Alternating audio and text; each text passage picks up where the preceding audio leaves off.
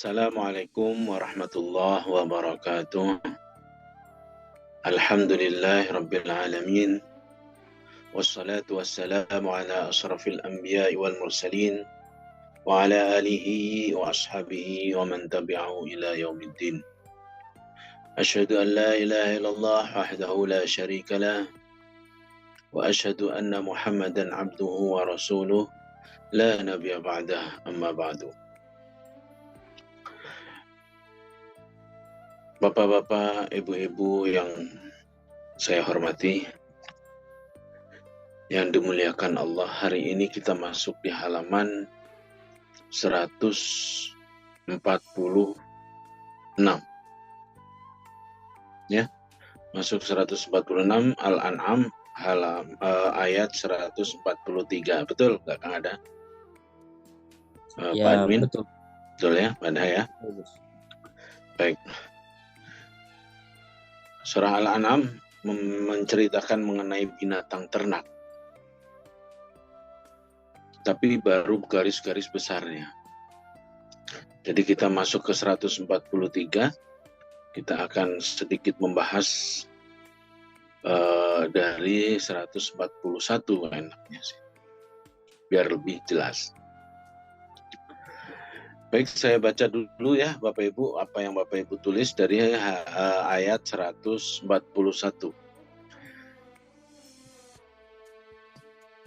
Ya Fattahu ya Alim, ya Razzaqu ya Karim, iftah alaina bil Qur'anil azim. A'udzu billahi minasy syaithanir rajim. Wa huwa alladzi ansa'a jannatin ma'rushatin wa ghayra ma'rushatin wan nakhla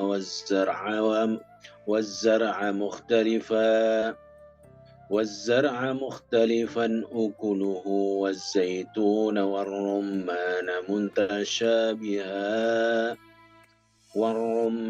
متشابها وغير متشابه كلوا من ثمره إذا أثمر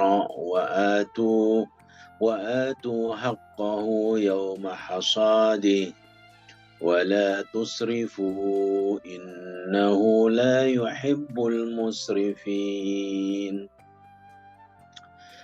Bapak Ibu yang dirahmati Allah, dalam ayat 141 ini menyampaikan Allah bersabda dalam wahyunya, ayat surah Al-An'am ayat 41. Dan dialah Allah dan dialah Allah wahwa alladzi ansha'a jannatin ma'rusyat. Ya, dialah Allah yang ansha'a menciptakan, ya, menjadikan jannatin ma'rusyat, kebun-kebun. Jannat itu jamak dari kalimah jannah. Ya, jannatin artinya kebun-kebun. Jannah artinya kebun. Kalau janahaihi pakai ha, bukan pakai ha, itu artinya sayap. Maka Bapak Ibu jangan salah kalau dalam mengucapkan kalimat jannah, maunya jannah sayap apa jannah surga atau jannah kebun, ya. Jannatin tajrimin. Nah, kebun-kebun yang di dalamnya mengalir, nah itu disebut surga. Ya, jannat itu artinya kebun surga. Maka dari itu di sini Allah menyampaikan bahwa jannat di sini berarti kebun biasa. Allah yang menciptakan kebun, yang menjadikan kebun-kebun jannatin ma'rusyatin, yang menjulang, ya, yang tumbuhannya menjulang tinggi, wa ghairu ma'rusyatin, dan yang tidak menjulang tinggi, pohon-pohonnya sedang-sedang aja. wan nakhla, dan pohon kurma, wazzar'a mukhtalifa, dan tanaman-tanaman yang beraneka ragam. Allah memastikan kembali, menyatakan bahwa akulah yang menjadikan kebun-kebun itu menjulang tinggi ataupun biasa-biasa aja. Wan nakhla, dan pohon-pohon kurma, wazzar'a mukhtalifa, dan tumbuhan-tumbuhan yang beraneka ragam. Nah, ini cocok dengan program kita mengenai pertanian, perkebunan. Ya, Bapak Ibu yang dirahmati Allah, percayalah bahwa tatkala pertanian kita, perkebunan kita sandarkan betul-betul kepada Al-Quran, yaitu kalamullah, kita sandarkan kepada kalamnya Allah, kita sandarkan kepada Allah, maka insya Allah tidak akan ada ketakutan sedikit pun di dalamnya. La khaufun wa la yahzanun. Tidak ada ketakutan dan tidak ada kesedihan. Yang ada semangat. Yang ada yakin. Allah yang mengatur semua. Ya. La yughayyiru ma biqaumin illa ma yughayyiru ma bi anfusihim. Ya. Tidak ada yang dapat merubah dalam sebuah kaum atau diri pribadi kecuali dirinya sendiri atau kaum itu sendiri yang merubahnya.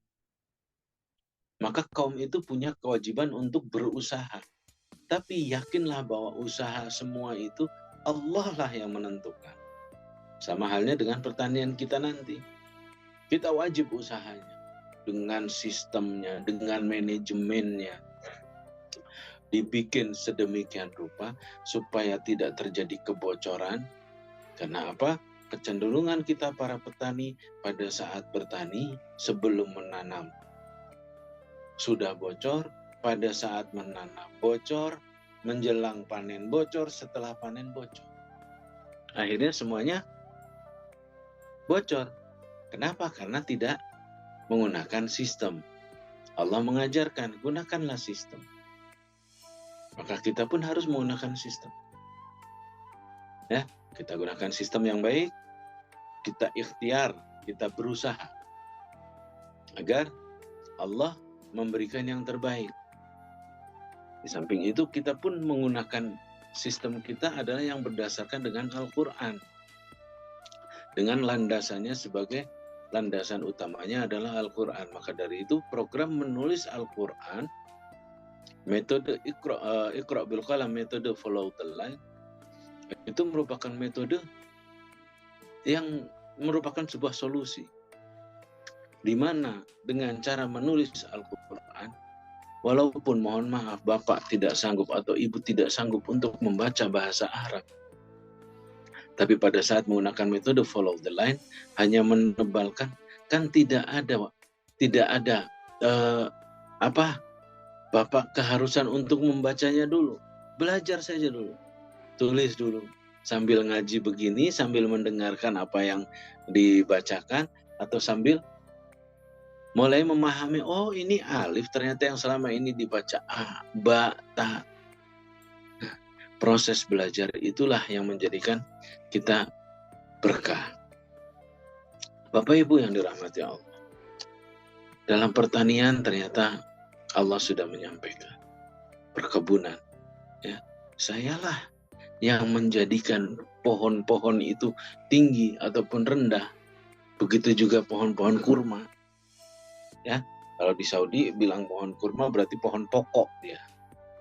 Kayak di Indonesia adalah pohon pokoknya adalah padi atau jagung. Nah, kalau di Saudi kurma atau gandum. Ya. Bapak Ibu yang dirahmati Allah. Dan juga Allah menyampaikan bahwa tanaman-tanaman yang lainnya yang mukhtalifan. Mukhtalifan itu beragam. Nah, kemudian wazar'an mukhtalifan ukuluhu, dan pohon-pohon yang berbagai ragam jenis makanannya atau buah-buahannya Wazaituna, dan buah zaitun, warumana, dan buah rumman atau buah delima, ya, mutasyabihan ghaira mutasyabih, ya, yang berbagai macam buahnya. Mutasyabihan, yang seperti apa yang tadi disebutkan Allah, berbagai macam buahnya, wa ghaira mutasyabih, ataupun pohon-pohonan yang tidak berbuah, hanya sekedar katakanlah seperti sayur-sayuran. Nah, maka dari itu Bapak Ibu yang dirahmati Allah, kulu min samari, makanlah min samarihi, kulu min samarihi, makanlah dari buah-buahannya. Idza asmara, bila dia berbuah. Wa atu haqqahu yauma hasadi, dan tunaikanlah di hari Bapak Ibu memetik hasil tersebut. Maksudnya apa? Ya, maksudnya pada saat Bapak Ibu memetik hasil panen Ibu atau Bapak, sisihkan sebagian untuk zakat. Ya, sisihkan sebagian zakatnya. Kenapa begitu, Bu? Karena dalam setiap apa yang kita hasilkan, dalam setiap apa yang kita dapat, itu ada sebagian harta, sebagian hasil milik orang yang membutuhkan. Nah, kembali lagi kepada program kita, bahwa di dalam program kita ada infak sedekah, di mana infak itu bisa dipergunakan untuk apapun, sedekah pun sama, tapi kita akan lebih fokuskan bahwa infak untuk dikembalikan kepada pengampu keilmuan atas atau penghargaan terhadap keilmuan seseorang dalam menyampaikan atau menemani kita, menjadi mentor kita dalam mempelajari Al-Quran bersama-sama. Sedangkan sedekah nanti akan kita gulir lagi untuk apa? Untuk menjadi modal investasi lagi. Apabila sedekah itu terkumpul, maka modal investasi itu tidak lagi memiliki tuannya, atau tuannya adalah si sedekah itu sendiri. Nah, Bapak bisa bayangkan, jika hasil sedekah itu ditanam oleh mitra kita para petani dan menghasilkan, kemudian dari hasilnya juga kembali lagi modalnya, ditambah lagi hasilnya, mitra kita petani adalah bisa berangkat umroh, sedangkan hasil sedekah bergulir lagi, bertambah besar, insya Allah ke depan siapapun dia, pada saat dia memiliki kemauan, pada saat dia memiliki kebisaan atau mau untuk belajar dengan uang sedekah, insya Allah Muslim tidak akan pernah miskin. Ya, semakin besar, karena Bapak Ibu akan menghasilkan dari hasil pertanian, dari hasil bumi, dari hasil apapun, dari uang sedekah itu yang akan terus bergulir. Ya, Bapak Ibu sekalian, bukan hanya dari sisi pertanian, peternakan, perkebunan, dan lain sebagainya. Tapi jangan lupa sisakan zakatnya. Zakat di sini, ya, zakat beda dengan sedekah. Zakat itu ditunai dengan dua cara, yaitu zakat fitrah dan zakat mal. Zakat mal itu termasuknya adalah zakat pertanian, zakat apa segala macam. Tunaikan zakatnya.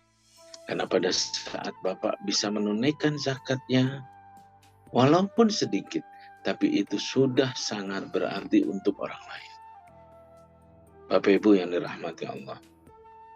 Nah, tunaikan zakatnya, ditambah lagi bahwa yang namanya zakat, sedekah, itu adalah kalau bahasa kitab itu mengatakan bahwa itu harta kotor.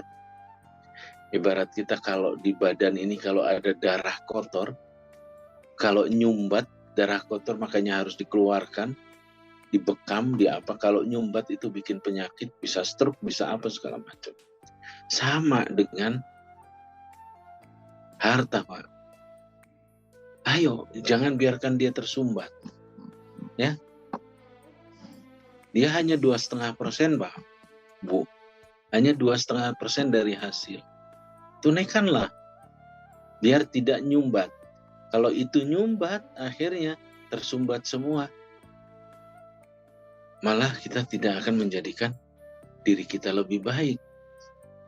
Mungkin awalnya terlihat besar, tapi pada saat dia menyumbat, habis semua, Pak. Maka dari itu, Bapak Ibu yang dirahmati Allah, dari sini kita dapat simpulkan bahwa jika pada saat panen, tunaikanlah idza asmaro atu haqqahu yauma hasadi. Jika buah-buahan tersebut, pohon tersebut berbuah, dan tunaikanlah wa atu haqqahu, dan tunaikanlah haknya atau zakatnya yauma hasadi, di hari pada saat dia memetiknya atau memanennya. Bapak Ibu jangan khawatir kita akan rugi, tidak akan pernah kita rugi. Pada saat kita berdagang dengan Allah, kita mendapatkan keuntungan berkali lipat. Seperti waktu itu pernah saya sampaikan bahwa satu kebaikan itu bagikan satu butir yang ditanam yang akan tumbuh menjadi 7 tangkai, yang setiap tangkainya memiliki 700 buah kebaikan.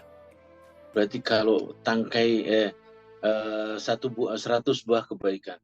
Kalau setiap tangkai 100 buah kebaikan, 7 tangkai 700 buah. 700 buah itu diputar lagi jadi sodakoh lagi, diinfakkan lagi.